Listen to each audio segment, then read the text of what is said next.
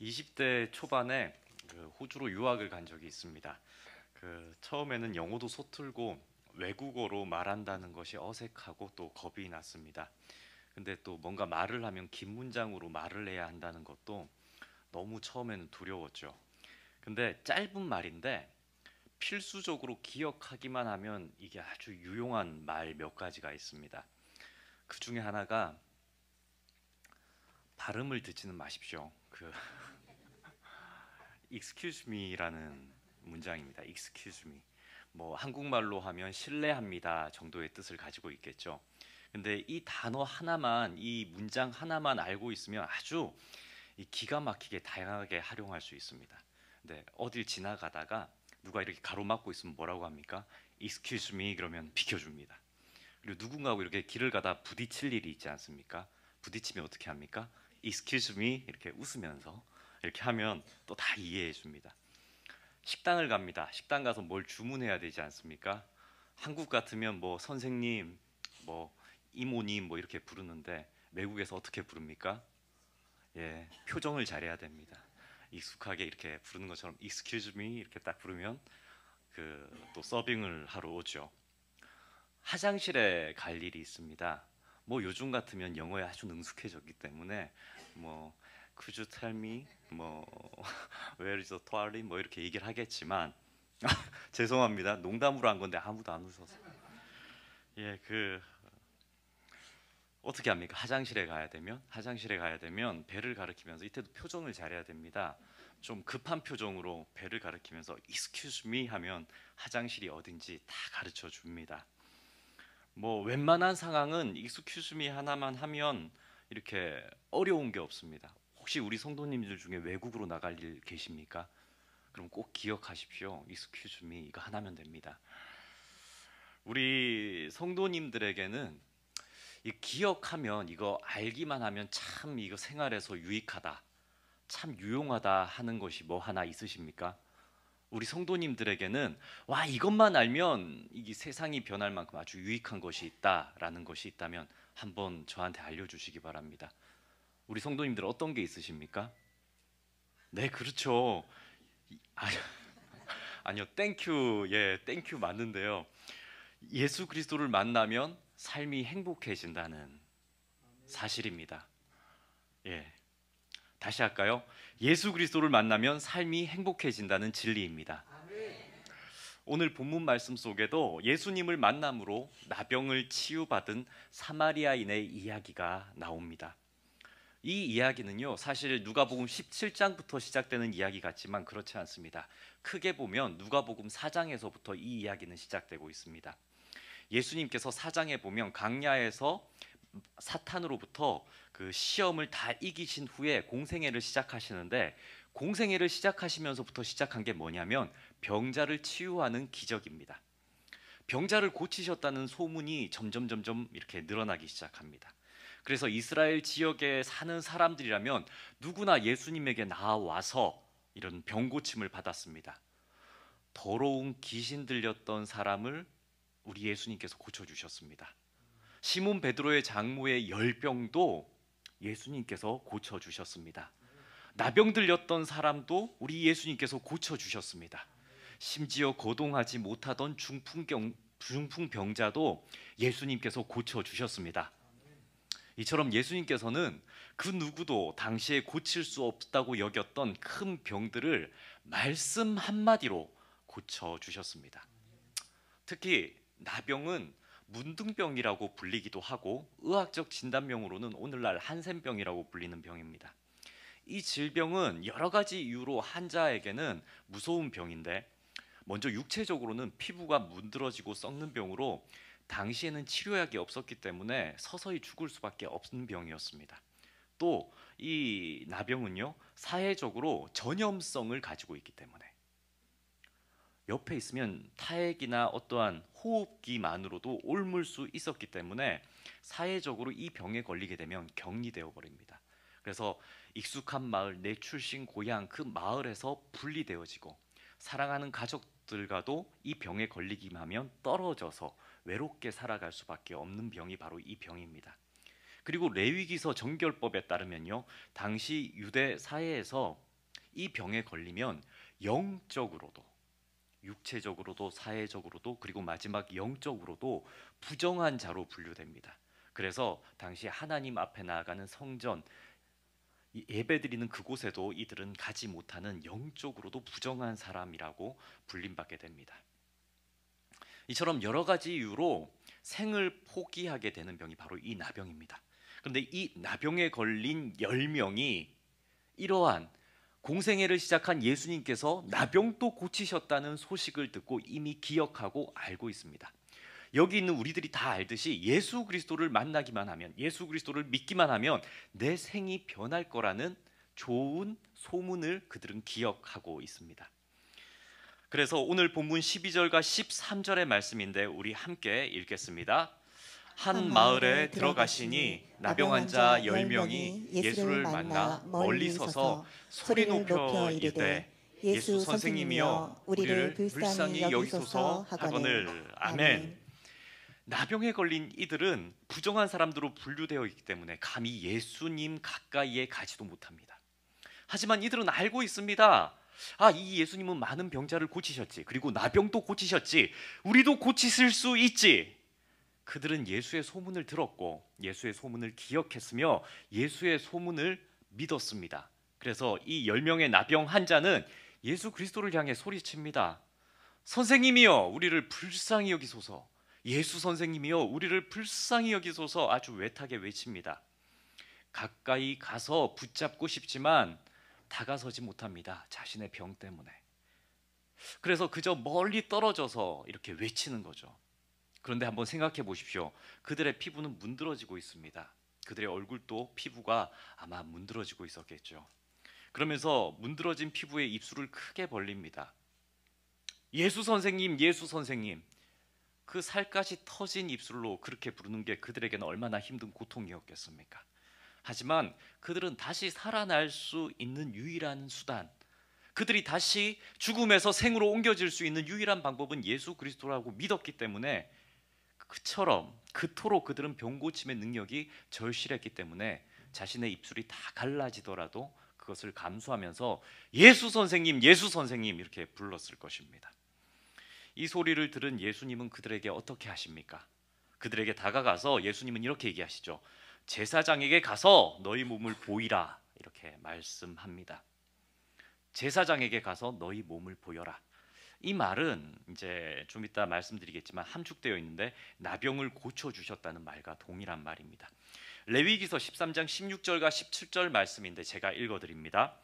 그 생살이 변하여 다시 희어지면 제사장에게로 갈 것이요 제사장은 그를 진찰하여서 그 한부가 희어졌으면 한자를 정하다 할지니 그는 정하니라. 아멘. 이 구절처럼 당시 나병 환자들이 혹시 병이 낫게 되면 나았다고 하는 증명서를 제사장들에게 가서 받아야 합니다. 그렇게 그 나병이 나았다는 증명서를 발부받게 되면 그들은 다시 일반 사회에 그들의 출신, 고향, 마을, 공동체, 가족들로 돌아가 자유롭게 교제할 수 있게 되는 거죠. 물론 예수님께서 제사장들에게 가서 몸을 보이라고 한 이 말씀, 제사장들에게 가서 네 몸을 보여라라는 이 말씀은 네 몸이 곧 나을 것이다 라는 뜻이 내포되어 있다는 겁니다. 이 나병 환자들은 주님의 이 말씀을 듣자 서슴없이 그 자리를 떠나서 제사장들에게로 나아갑니다. 그리고 그들이 가는 도중에 그들은 기적을 체험합니다. 그들을 죽음으로 몰아넣었던, 그들을 외롭게 만들었던, 그들을 사회적으로 분리시켰던 그 나병이 온전히 나았던 겁니다. 10명의 나병 환자가 다 나았습니다. 누가 고쳐주셨습니까?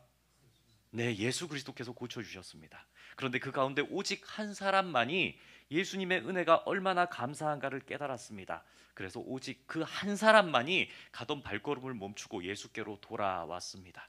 그리고 큰 소리로 하나님을 찬송하며 예수님의 발 앞에 엎드려 감사함을 표현합니다. 누가는 그 사람을 사마리아인이라고 얘기합니다. 이때 예수님께서 그렇게 돌아온 한 사람에게 이렇게 말씀합니다. 10사람이 다 깨끗함을 받지 않았느냐? 그런데 9은 어디 있느냐? 이 사마리아 사람 한 사람밖에는 하나님께 돌아와 영광을 돌리는 사람이 없느냐라고 예수님은 물으십니다. 10사람이 다 나음을 받았지만은 그 은혜 베푸신 이에게 돌아와서 감사를 드린 사람은 오직 한 사람뿐이었습니다. 그러니까 다른 9사람은 은혜를 받았지만은 그들은 은혜 베푸신 이를 잊었습니다. 은혜를 누리고 나니, 은혜를 받고 나니, 자신이 병 고침을 다 받고 나니 더 이상 은혜 베푸신 이가 생각나지 않았거나, 아니면 더 급한 일들이 있다고 그들은 여겼겠죠. 그래서 그 9은 예수님께로 감사드리러 오지 않는 장면입니다. 이런 이야기를 들을 때 우리 마음에 생각되는 것은 어떤 생각이 좀 드십니까? 사람이 어떻게 그럴 수 있을까? 아니, 작은 병도 아니고 아주 큰 병을 고쳐주셨는데 어떻게 그럴 수 있을까라는 생각이 좀 들지 않으십니까? 아니, 우리 성도님들 좀 어떠십니까? 큰 병을 고쳐주셨습니다. 10명에게요. 근데 한 명만 돌아와서 감사합니다라고 합니다. 어떻게 그럴 수가 있지? 근데 조금 더 한번 생각해 보십시오. 조금 더 생각해 보면 이 이야기가 시사하는 바가 있습니다. 이러한 은혜 베푸신 이를 망각하는 것, 은혜를 주신 이를 잊어버리는 것, 이것이야말로 타락한 인간성의 일면이 아닌가 이렇게 생각되기 때문입니다. 이러한 인간의 타락된 모습은 성경의 곳곳에서 보여줍니다. 구약 성경의 사사기서에 이스라엘 민족이 꼭 이러한 모습입니다. 하나님께서 평안을 베풀어 주셔서 먹고 살만하면 이스라엘 백성들은 어김없이 악을 행합니다. 그리고 그들의 악한 행동이 결국은 그들에게 하로 돌아와서 그들이 고통받게 되면 그들은 다시 은혜 베풀어 주셨던 하나님께 매달리고 하나님께 기도합니다. 그러면 하나님께서 다시 그들에게 평안과 먹을 것들을 허락해 주십니다. 평화를 베풀어 주시는 거죠. 외세의 침략도 막아주시고 이기게 하시고 그들을 다시 먹고 살만하게 해줍니다. 사사를 세워서 그들을 인도할 어떠한 하나님의 능력도 보여주십니다. 그런데 또 먹고 살만해지면 이 이스라엘 백성들은 다시 자신의 생각에, 자신의 소견에 옳은 대로 우상을 만들어 섬기고 악한 행동을 합니다. 그럼 이 악한 행동을 하면 또 어떻게 됩니까? 악한 열매가 그들에게 돌아와서 그들의 삶은 힘들어집니다. 힘들어지면 그들은 또 어떻게 합니까? 하나님을 찾아가 구합니다. 그러면 하나님께서 또 그들을 고치시고 평화를 주십니다. 그러면 그들은 또 다시 악한 행동을 합니다. 계속 이러한 순환, 이러한 반복이 바로 이 사사기서, 이 인간이 얼마나 은혜 베푸시는 이에게 이렇게 배신하는 존재인가, 얼마나 은혜를 베풀어 주신 이를 망각하는 존재인가가 바로 이 사사기서에 잘 드러나고 있습니다. 현 시대를 살아가는 우리들은 하나님을 어떤 이유로 찾고 또 어떻게 하나님께 기도하고 계십니까? 왜 하나님을 부르짖고 하나님을 찾습니까? 우리 성도님들이 하나님을 찾을 때는 과연 어떤 때입니까? 하나님을 열렬히 붙잡고 하나님이 계셔야 한다고, 나는 하나님을 믿는 사람이라고, 하나님은 꼭 내 삶에 개입해 주셔야 한다고 기도할 때, 가장 뜨거울 때는 우리의 환경이 어떠할 때입니까? 몇 해 전의 일인데요. 잘 아는 성도님 한 분이 신방을 부탁하셔가지고 만난 적이 있습니다. 몇 해 전의 일입니다.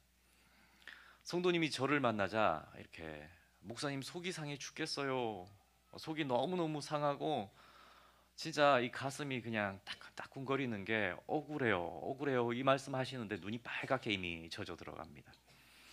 왜요? 무슨 일 있으셨어요? 이렇게 여쭈니까 그분이 이제 자신의 얘기를, 목사님이니까 제가 털어놓을 수 있는데 저를 이상한 사람이라고 좀 생각지는 마시고 한번 들어보세요, 이렇게 하면서 얘기를 꺼내시는 거죠. 오랫동안 친하게 지내는 분이 계셨는데 어느 날부터인가 멍하니 이제 오랫동안 친하게 지내던 동성애 분이 있는데 좀 슬퍼 보이더랍니다. 그래서 오랜 시간 알고 지내기도 했고 사정도 한번 들어보고 싶어서, 그리고 전도 대상자였답니다, 이분이. 그래서 기도해 주면 좋겠다 싶어서 전도도 할 겸 얘기도 들을 겸 해서 좋은 식당, 고급 레스토랑을 예약을 하고는 이렇게 한번 식사 한번 같이 하자고 이렇게 해서 식사도 같이 했답니다. 기분을 한껏 풀어준 후에 좀 요즘에 슬퍼 보이는데 무슨 일 있어? 이렇게 물었다는 거죠. 그랬더니 이제 이제 그분이 머뭇거리면서 주저하더니 이렇게 조심스럽게 얘기하더랍니다. 우리 가정이 지금 망했어. 망했어. 이렇게 얘기하더랍니다. 형편이 지금 너무 힘들어져서 너무 어려워져서 말도 못하고 고민이야. 이렇게 얘기하더랍니다. 그럼 앞으로 어떻게 해야 돼? 그랬더니 그래도 부동산이 하나 있어서 요거 이제 잘 팔리기만 하면 조금 나을 것 같은데 지금 당장 다 이렇게 자세하게 제가 말씀은 못 드리지만 그러한 상황들이 있어서 뭐 결론은 지금 당장 돈이 너무 필요한 상황인데 힘들어 이렇게 얘기하더라는 겁니다. 그러면서 그 이제 신방 오신 그 성도님 한 분이 그러면 내가 잘 아는 분이 있는데 예수님이 있다고 예수님한테 같이 기도할 테니까 기도 제목이 뭐냐고 그랬더니 이 부동산만 잘 팔리면은 상황이 좀 나을 것 같으니까 급한 불을 끌 것 같으니까 이게 좀 잘 팔리게 기도해 줘 이렇게 얘기하더라는 거죠. 그래서 기도를 은혜스럽게 잘 해줬답니다. 예수님한테 기도하면 다 들어줄 것 같으니까 물론 다 들어주시니까 그렇게 기도해 줬다는 거죠. 근데 기도하는 중에 그 성도님 마음속에 그런 마음이 들더래요. 너무 마음이 안 됐더라는 겁니다. 그래서 그냥 내가 노후를 생각해서 조금 모아놓은 돈도 기도하는데 생각이 나고 해서 기도하면서 그래 마음에 그냥 받을 생각하지 말고 그냥 어느 정도 금액 정도는 내가 대가 없이 그냥 좀 빌려주고 혹시나 나중에 이 사람이 사정이 진짜 더 안 좋아져서 못 받더라도 내가 아까워하지 말고 주는 마음으로 한번 빌려줘 보자 이런 생각이 기도하는데 들더랍니다. 그래서 기도를 마치고 나서 불렀대요. 혹시 지금 당장 지금 너무 급한 거니까 내 돈을 조금 빌려줄게. 돈을 조금 빌려줬답니다. 그리고 이제 몇 달이 이렇게 흘렀죠. 일부러 전화도 안 했답니다. 부담스러워할까봐 돈 달라는 얘기처럼 들릴까봐 전화도 안 하고 일이 다 잘 되고 땅이 팔리고 하면은 전화가 오겠지 하면서 가만히 있었답니다. 몇 달이 지나는데 동네이지 않습니까? 동네를 이렇게 지나가는데 그분이 이렇게 지나가더래요. 근데 그분이 이렇게 지나가는데 못 보던 명품백을 이렇게 메고 지나가더라는 겁니다. 명품백을 이렇게 메고 탁 지나가더래요. 근데 딱 보니까 당신이 봐도 새 거더래요, 저게. 그래서 그분한테 전화를 이렇게 했죠. 전화를 하는데 안 받더라는 겁니다. 전화를 안 받고 몇 시간 뒤에 이제 통화가 돼서 전화 통화를 하는데 물었대요. 지나가는 길에 봤다고 지나가는 길에 봤는데 요즘 좀 어떻게 지내? 이렇게 물었다는 거죠. 그러면서 이제 전에 기도했던 내용 있잖아. 잘 됐어? 잘 해결됐어? 요즘 좀 어때? 이렇게 묻는데 그분이 바로 이렇게 대답하더래요. 잘 팔렸어. 잘 팔렸어. 이렇게 얘기하더래요. 그럼 좋은 소식인데 좀 연락을 주지. 많이 걱정하고 기도했는데 잘 됐네. 이렇게 얘기하는데 그분이 그렇게 얘기해. 대뜸. 돈 갚을 테니까 계좌번호 불러줘. 이렇게 얘기하더래요. 돈 갚을 테니까 계좌번호 부르라고.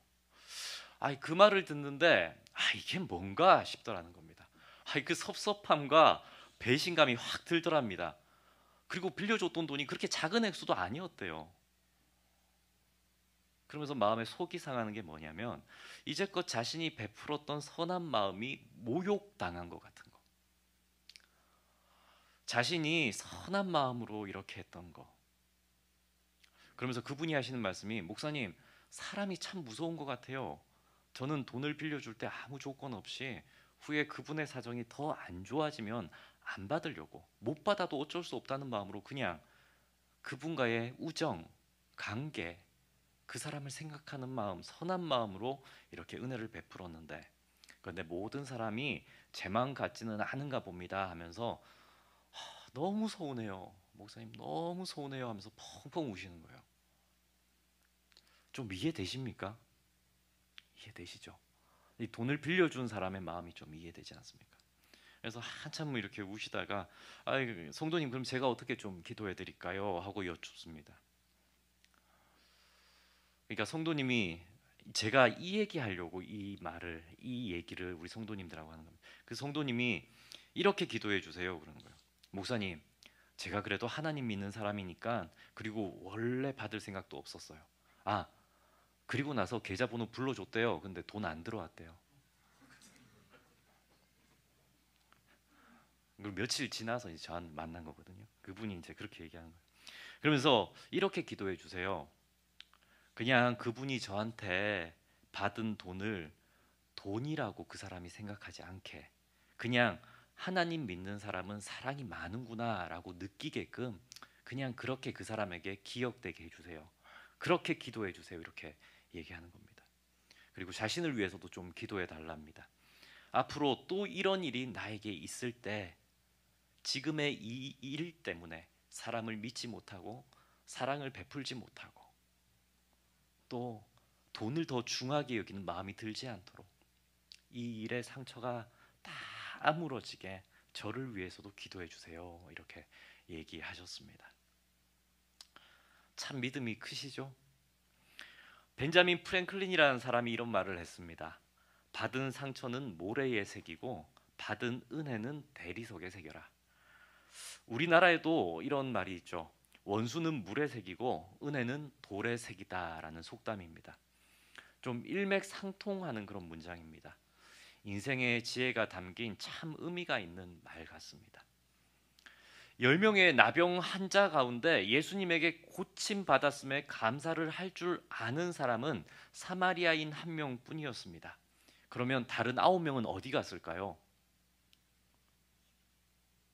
어디 갔을까요? 뭐 저는 아니에요 이런 마음으로 저를 보시지 마시고 10명 중에 그 9명은 그럼 어디 갔을까요? 그 사람들은 진짜 나빠서 그냥 사라진 걸까요?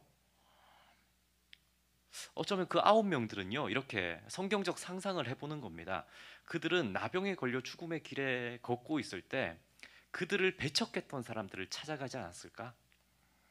그것이 복수의 모양이든 혹은 그들에게 다시 찾아가서 사랑을 구걸하기 위함이든 그들은 은혜 베푼 예수 그리스도보다 미련이 남았던 어떠한 이들을 먼저 찾아가지 않았을까 하는 생각들입니다. 인간의 모습은 참 이렇게 미련하지요. 그러면 우리도 한번 생각해 보시기 바랍니다.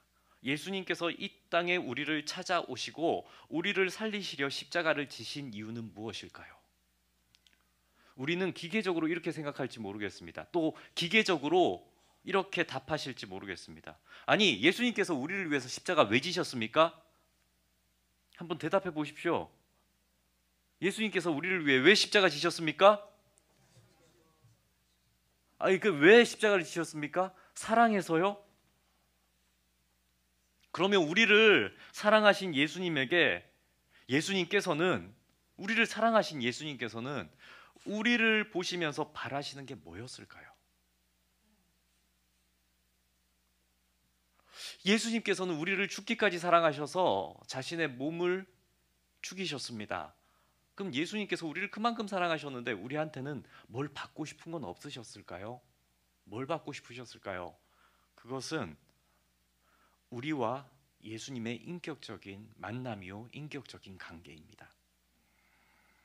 하나님을 진정으로 아버지라고 부르는 우리의 목소리요, 우리의 진심이 담긴 사랑이 담긴 그 고백 아니었겠습니까?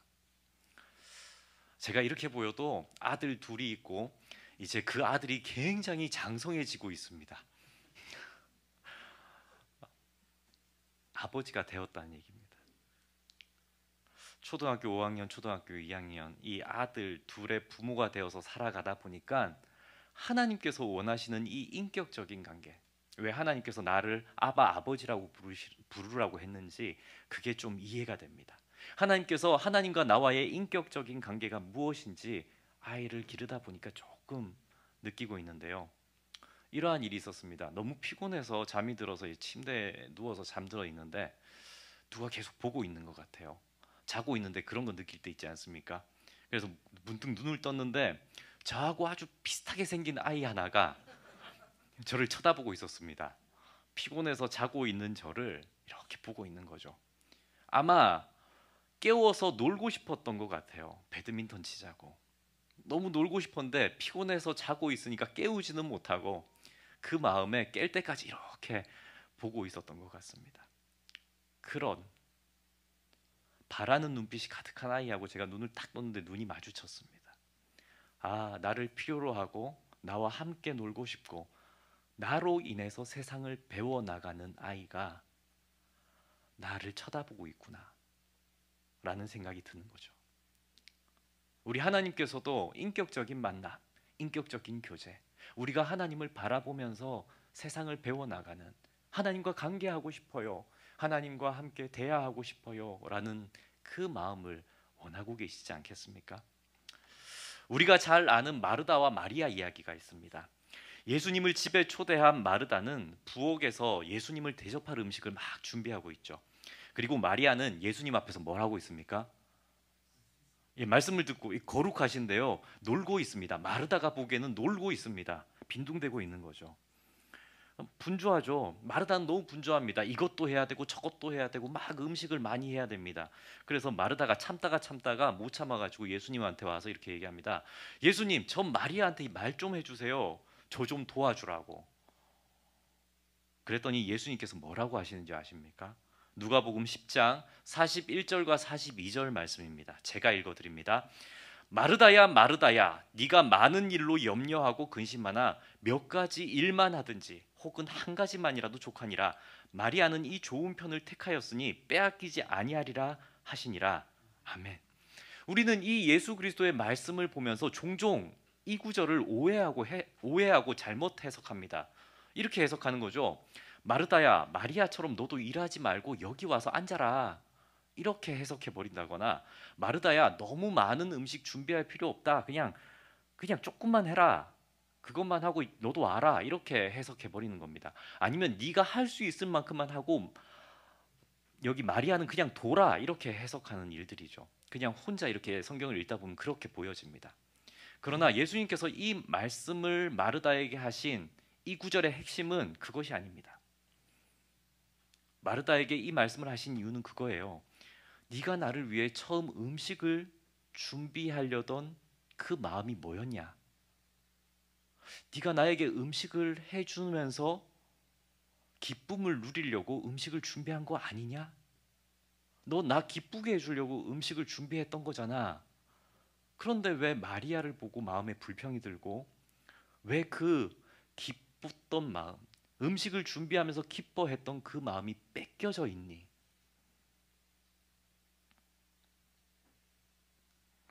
왜 너는 나를 위해서 이런 것들을 준비한다고 하면서 그 마음이 뺏겨져서 있지? 마르다야, 처음에 네가 나를 위해 음식을 준비했던 그 마음을 회복해. 그 마음을 찾아. 이 말씀을 하고 계신 겁니다.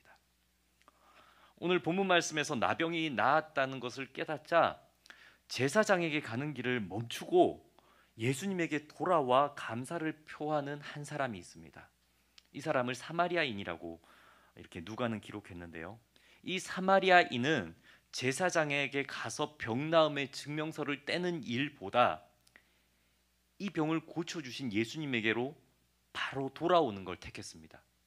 왜 그랬을까요?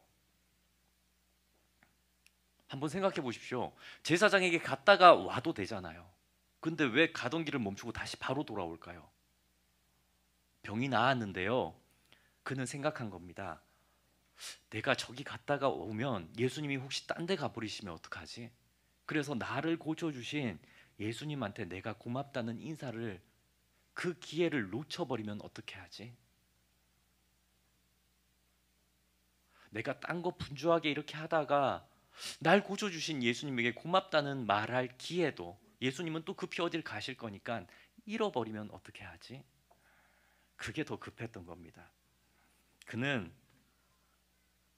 자신의 어떤 우선순위보다도 벌레만도 못한 처지에 있었던 자신을 고쳐준 예수 그리스도,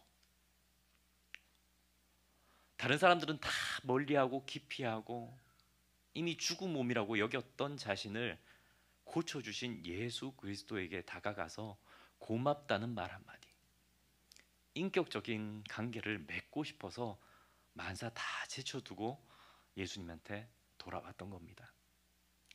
그리고 그 열망, 그 목마름을 아신 예수님은 은혜 베푸신 이를 기억한 이 사마리아인에게 이렇게 말씀하시죠. 이 이방인 외에는 영광 돌리러 온 자가 없느냐 하시고 그에게 일어나 가라, 네 믿음이 너를 구원하였다, 이렇게 말씀하십니다. 예수님은요, 돌아오지 않은 9명을 책망하는 어투의 말씀이 아니라 10명에게 내가 고쳐줬는데 한 명이 이렇게 돌아와서 난 너무 기쁘다. 앞으로 우리 그 믿음 가지고 함께 교제하자. 우리 서로 관계 맺자. 우리 함께 서로 하나님 나라에서 다시 만나자 라고 말씀하시는 거죠. 사랑하는 성도님들, 우리 주님은 우리에게 은혜 베푸시기를 즐겨 하십니다. 그리고 그 은혜를 기뻐하시는 우리의 모습을 보면서 즐거워하시는 분이죠.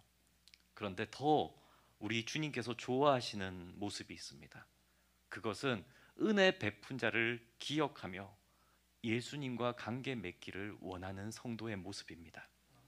우리의 모든 예배, 우리의 모든 헌신, 우리의 모든 봉사, 우리의 모든 교회의 일들은 예수님과 관계 맺고자 하는 본질에서부터 우러나와야 합니다. 예수님, 저는 예수님이 너무 좋아서 이 일 시작했습니다. 저는 예수님 너무 좋아서 이렇게 했는데요, 일이 언젠가부터 너무 힘들어요. 이게 아니라는 거예요. 주와 객이 바뀌면 그것은 언제나 변질된 종교 껍데기만이 남을 뿐입니다. 그러므로 늘 예수님과 나의 관계, 나와 예수님의 관계, 그 은혜의 본질을 삶의 최우선 순위로 삼으시는 저와 모든 성도님들이 되기를 소망합니다.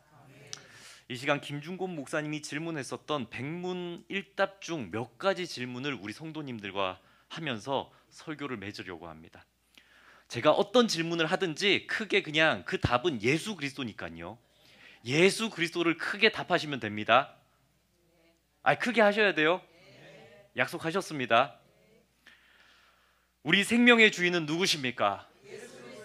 우리 삶의 이유가 무엇입니까? 우리가 여기 왜 있습니까?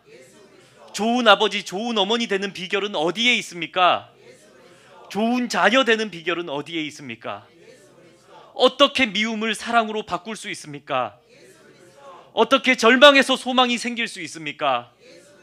병든 사람에게 전해줄 메시지는 무엇입니까? 죽어가는 사람에게 전해줄 마지막 메시지는 무엇입니까? 우리를 죽도록 사랑하신 그분이 누구십니까? 우리가 죽도록 사랑해야 할 그분은 누구십니까?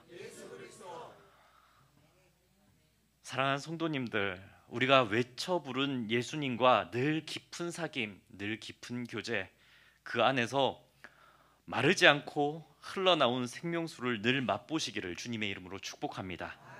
우리 이 시간 다 함께 찬양하시겠습니다.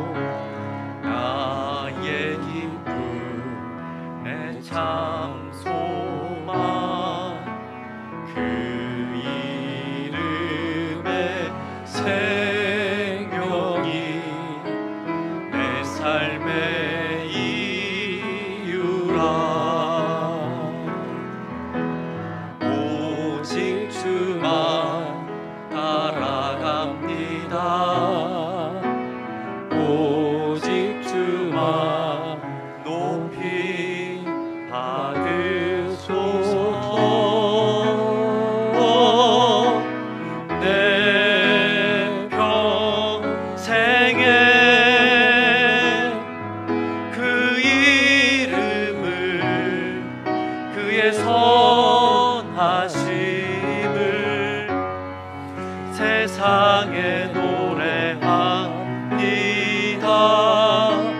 그 이름에 크신 능력, 영원한 생명이 내 삶의 이유라. 내가 사나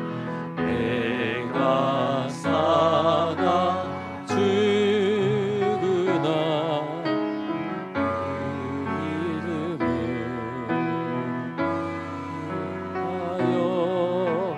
내 모든 것 받으리니 나를 받으소서.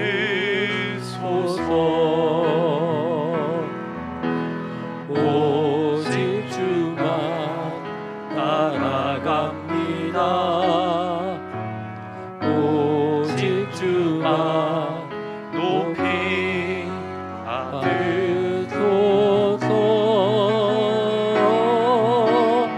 내 평생에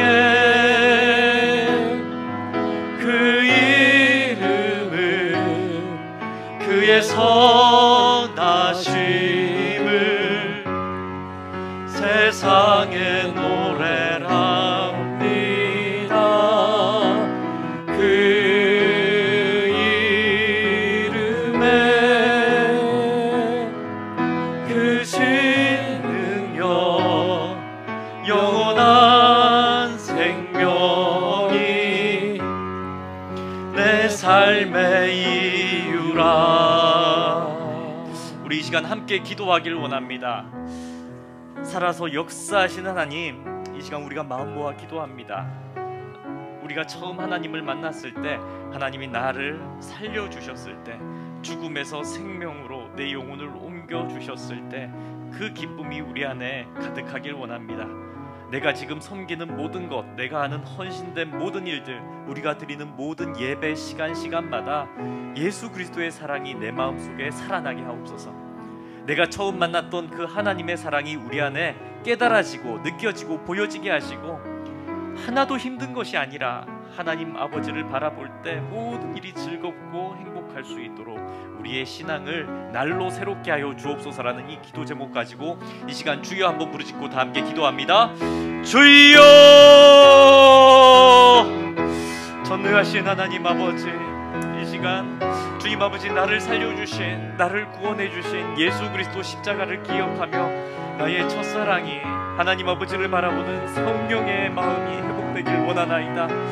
내가 주님 아버지를 예배드린 이유도, 이 시간 이른 아침에 새벽부터 주님 아버지를 부르짖고 기도하고 찾았던 이유도, 주여, 모든 형식적인 어떠한 테두리나 종교적 간섭이 아니라 하나님 아버지를 사랑하는 나의 마음이 그 마음 때문이기를 간절히 소망합니다. 그렇게 회복되길 원하고, 그렇게 아버지 앞에 나가길 원하고, 먼 거리를 이동해서 와서 이곳에서 예배드리는 이유도, 아침부터 분주하게 많은 일을 했던 이유도, 주님 아버지 앞에서 헌신하고 봉사했던 모든 일들도, 내가 하기 싫은 일들을 하는 이유도, 주님 아버지, 내가 아버지 이 세상에서 힘들게 벌었던 모든 것들을 아버지 앞에 헌신하고 봉헌하는 이유도 하나님 아버지를 사랑하는 그 마음의 시작이길 원합니다. 그 본질로부터 시작된 모든 일이 되기를 소망하나이다. 주여, 주여, 우리의 마음과 함께하여 주시고, 우리의 모든 껍데기뿐인 신앙들이 있다면 물과 같이 녹아내리게 하시고, 예수 그리스도의 본질이 우리 가운데 회복되게 하여 주옵소서.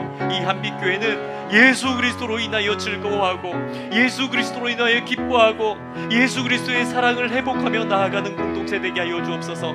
형식적인 모든 것들은 벗어버리고 하나님 아버지를 찾는 본질적인 사랑이 가득한 교회 되게 하여 주시고, 때로는 주님 아버지 목소리 높여 주를 부르기도 하고, 때로는 주님 아버지를 구할 수만 있다면, 만날 수만 있다면 하는 마음으로 간절히 기도하는 저희 모든 공동체 되게 하여 주옵소서.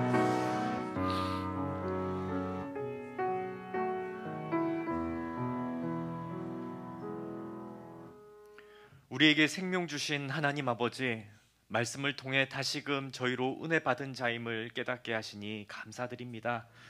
주 예수께 받은 은혜에 감사하며 은혜 베푸신 하나님을 늘 기억하며 살아가게 하옵소서. 은혜 베푸신 하나님 한 분을 내 삶의 중심에 모시고 잃어버리지 않게 하옵소서. 이 세상을 살아가되 세상 안에 살지 않게 하시고 생명 베푸신 예수 안에 살아가게 하옵소서. 세상에서 누릴 무엇을 먹을까, 무엇을 마실까, 무엇을 입을까 하는 우선순위의 삶이 아니라 은혜 베푸신 하나님만을 최우선에 두고 살아가게 하옵소서.